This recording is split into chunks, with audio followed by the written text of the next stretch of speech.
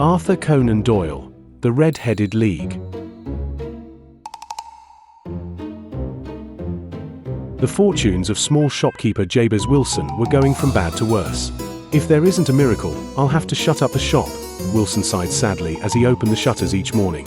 "Master, just look what wonders are afoot in this wide world," cried his assistant, Spaulding, from the doorway. "I hope luck has finally come your way." The Red-Headed League. In execution of the will of the late Ezekiah Hopkins, a new vacancy is open for a member of the Red-Headed League. Salary, £4 a week. Any red-haired man of not less than 21 years may be suitable for the post. Apply to Duncan Ross, Fleet Street, from 11 o'clock. "They say this Hopkins suffered all his life for being red-haired and left his millions to redheads," exclaimed Spaulding. "Don't miss the chance to profit by the color of your own hair, sir." On Monday, Wilson, accompanied by Spaulding, set off to the League's office. "Get yourself engaged, sir, and don't you worry," said Spaulding. "I can manage the shop alone." Redheads from all over London had gathered in the square. With great difficulty, Wilson and Spaulding pushed their way to the coveted office door.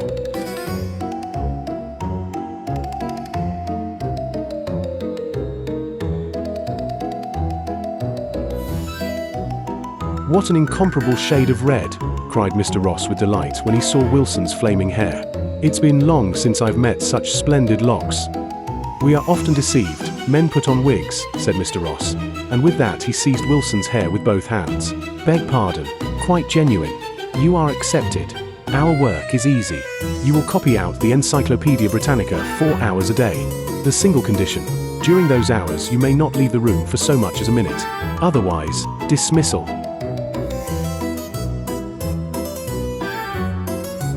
Each morning Wilson came to the office and copied the encyclopedia, while Spaulding managed the shop to excellent effect.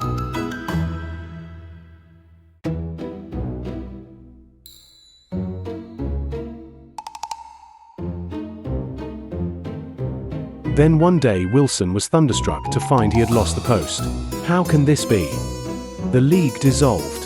£4 a week, and suddenly, without a word of warning, Wilson went to the landlord. "I know no Ross," said the landlord. "The office was taken by Mr. Morris. He left no home address. Apply to the police."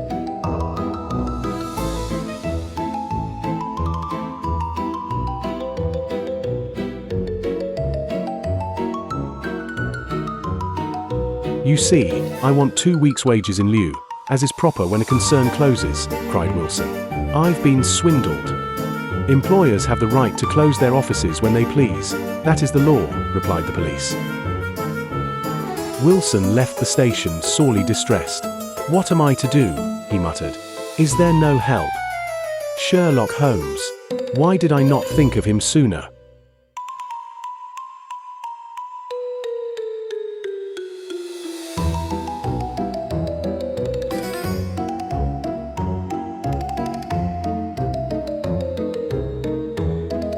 Wilson found the famous detective and his friend Watson at home.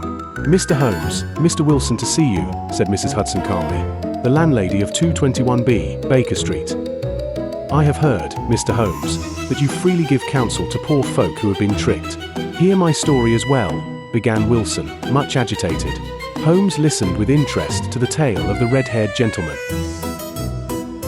"Your story is most curious. A few particulars interest me. When did your assistant, Mr. Spaulding, enter your employ?" "A month before this business of the Red-Headed League. I had placed an advertisement. 10 candidates came.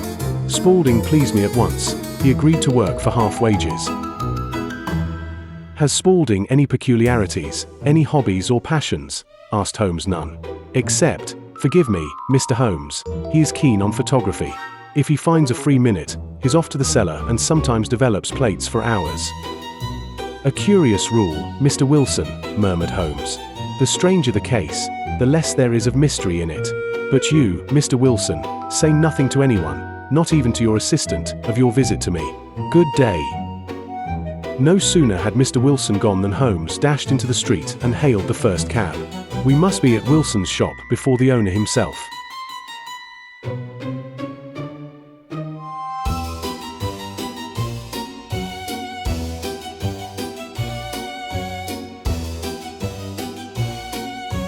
A few minutes later, Holmes and Dr. Watson were in Saxe-Coburg Square. Holmes closely examined the pavement by Wilson's shop and tapped the flagstones several times with his stick.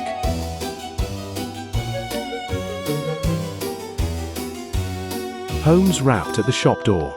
It flew open and Spaulding appeared on the threshold. "Which way to the Strand, sir?"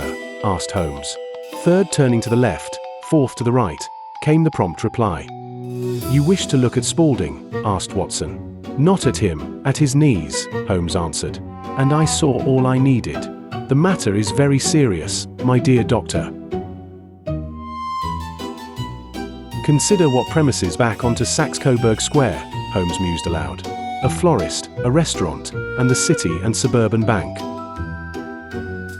A very large crime is in preparation, Watson," said Holmes gravely. "We must forestall it. First, to the bank manager."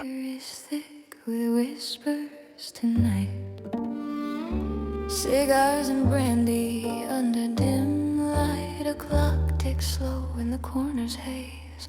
"Forgive me, sir, for taking you from important affairs," said Holmes, "but it is possible your bank will be robbed tonight." Velvet and smoke, secrets drown in the words they spoke.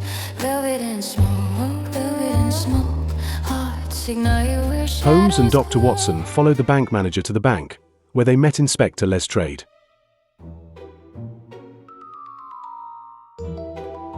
The manager, with Holmes, went at once down to the bank's strong room.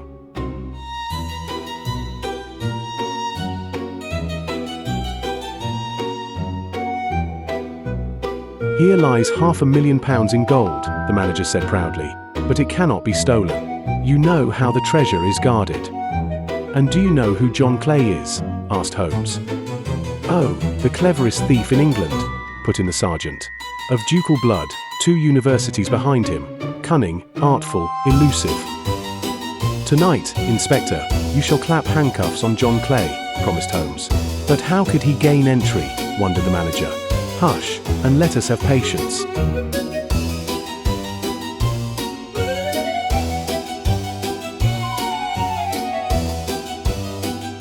The ambush waited nearly an hour in the dark. Suddenly there came a rustling beneath the floor. One of the flagstones began slowly to rise. With a harsh scrape the slab swung up, and from a deep hole emerged the assistant, Spaulding. After him crawled his confederate, a man with a red manet. "Seems all is well," whispered Spaulding. "Now then, hand me the lantern." But the red-haired man had no time to lift the lantern to survey the vault. Holmes, Watson, and the sergeant sprang upon the burglars. "Run, Archie, run," shouted Spaulding.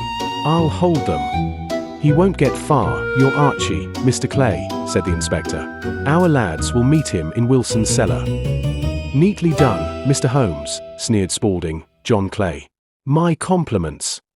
"And mine to you," returned Holmes. "Your invention of the Red-Headed League was remarkably clever."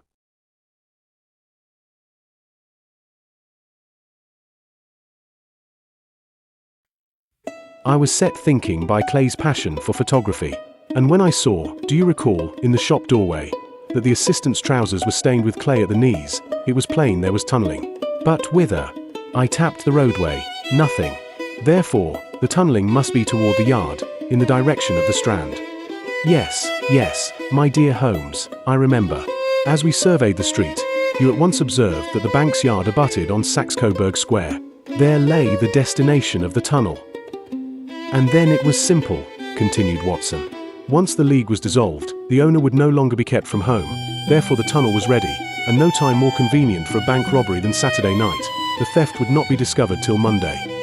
"You are making progress, my friend," said Holmes merrily. "Soon you'll be conducting investigations alone. Only remember, logic is prized by the moment it is applied, not by the day after."